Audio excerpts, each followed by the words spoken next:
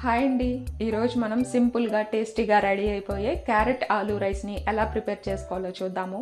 Taste మాత్రం చాలా బాగుంటుంది. లంచ్ బాక్స్లోకి ఇలా చేసి పెట్టేయండి, పిల్లలకి చాలా బాగా నచ్చేస్తుంది. ఇది ఎలా ప్రిపేర్ చేసుకోవాలో ఒక్కసారి మనం చూసేద్దాం.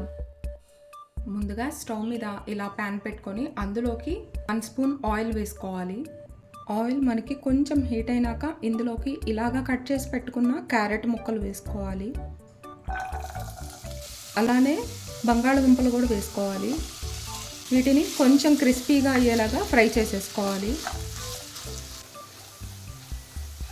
ఈ విధంగా ఫ్రై అయ్యేదాకా ఫ్రై చేసేసుకోవాలి.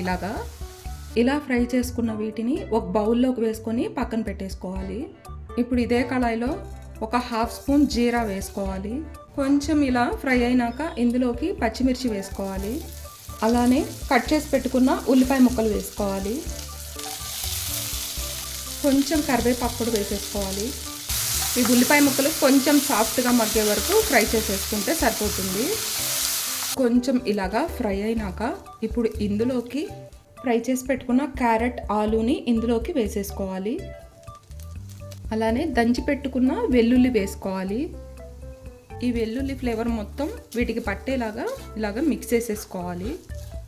ఇలాగ ఫ్రై చేసేసుకున్నాక ఇందులోకి 1 స్పూన్ ధనియాల పొడి, కొద్దిగా పసుపు, కొంచెం కారం, రుచికి సరిపడా ఉప్పు వేసేసుకోవాలి. ఇప్పుడు మనం వేసిన ఈ మొత్తాన్ని ఇలాగా ఫ్రై చేసేసుకోవాలి. ఇలా ఫ్రై అయినాక ఇప్పుడు ఇందులోకి ముందుగానే ఉడికిచ్చి పెట్టుకున్న రైస్ని వేసేసుకోవాలి.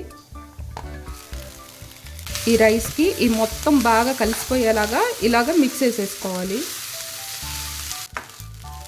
ఈ విధంగా రైస్కి బాగా మొత్తం మిక్స్ అయ్యేలాగా ఇలా కలిపేసుకోవాలి.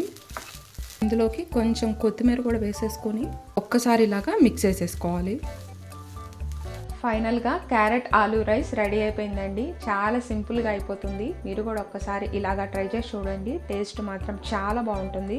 ప్లీజ్ లైక్ చేయండి. లైక్ చేయడం మాత్రం మర్చిపోకండి. మరిన్ని వీడియోస్ కోసం నా ఛానల్ని సబ్స్క్రైబ్ చేసుకోండి. Thank you for watching.